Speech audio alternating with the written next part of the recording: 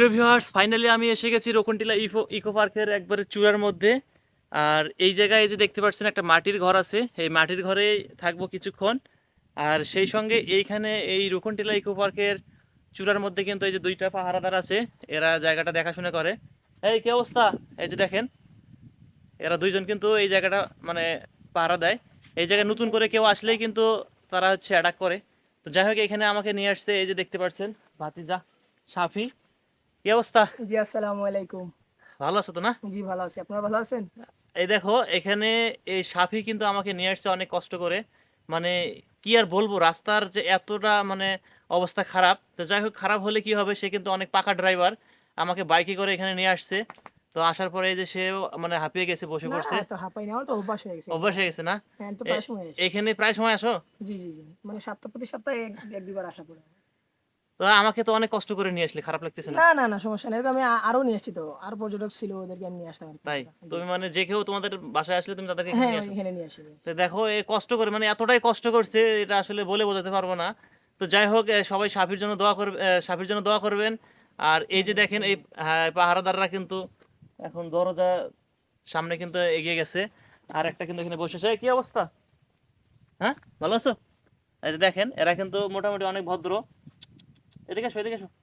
দেখছেন আমি ডাক দিচ্ছি, লেজ নাড়াচ্ছে। মানে এই ইকোটিলা ইকো পার্কের উপরে যে কোনো অ্যাটাক হলে তারা আসলে প্রথমে মোকাবেলা করবে। সেজন্যই কিন্তু এই জায়গায় দুইজন আছে, একটা লাল আর একটা কিন্তু হচ্ছে কালো। তো এরা মূলত এই জায়গাটার মধ্যে থাকে। আর আমি শুধু এই যে টিলাটার এই পয়েন্টটা একটু দেখাইলাম, এবং এই টিলাটা আমাকে কে নিয়ে আসলো সেটা দেখাই দিলাম। আর এদিকে দেখেন মানে অনেক সুন্দর গাছপালা এখানে।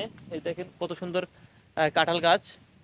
আর চতুর্দিক দিয়ে শুধু কাঁঠাল গাছে একবারে ভরপুর। আর কাঁঠাল পাড়ার জন্য মনে হয় এইটা মই সম্ভবত। আপনাদের একটু দেখাই দিচ্ছি। এই জায়গায় দেখেন মই সিস্টেমটা দেখেন। একটা বাঁশের মধ্যে কিন্তু মই তৈরি করছে, এই যে এইটা দিয়ে কাঁঠাল গাছে ওঠে মেবি। আর এই যে কাঁঠাল দেখেন একবারে হাতের মানে গোড়ায় কিন্তু কাঁঠাল পাওয়া যাচ্ছে। এই যে দেখতে পাচ্ছেন এরকম অনেক কাঁঠাল গাছ আছে এই জায়গায়। তো আমি সব আপনাদেরকে দেখাই দেবো। এইটা জাস্ট রকমটিলা ইকো পার্কের যে মেইন পয়েন্টটা সেটা দেখাই দিলাম। আর এদিকে কিন্তু এই যে আমার যে বড় ভাই আছে, উনি কিন্তু এই জায়গায় দায়িত্বে থাকে। তো উনি খাবার দাবার খাওয়ার জন্য টেবিল এখানে পরিষ্কার করে নিচ্ছে। এইখানে পানি পাওয়া যায়? পানি আমাদের ইয়ে ছোট একটা ডিপটিউবওয়েল আছে, এখান থেকে মোটরে সাপ্লাই ও আচ্ছা, দেওয়া হয়। এইখানে পানিরও ব্যবস্থা আছে। যাই হোক, সব মিলে এই জায়গাটার কথা কি বলবো, যখন আপনারা এরকম জায়গায় আসবেন বুঝতে পারবেন যে আসলে অনুভূতিটা কিরকম হয়।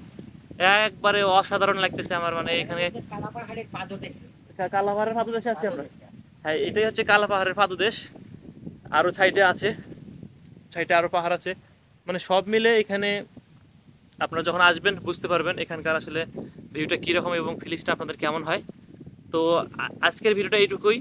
আর পরবর্তীতে আমি আবার এই ইকো পার্কের আরেকটা সাইড আপনাদেরকে দেখাই দেবো। তো সবাই ভালো থাকবেন, সুস্থ থাকবেন। আল্লাহ হাফেজ।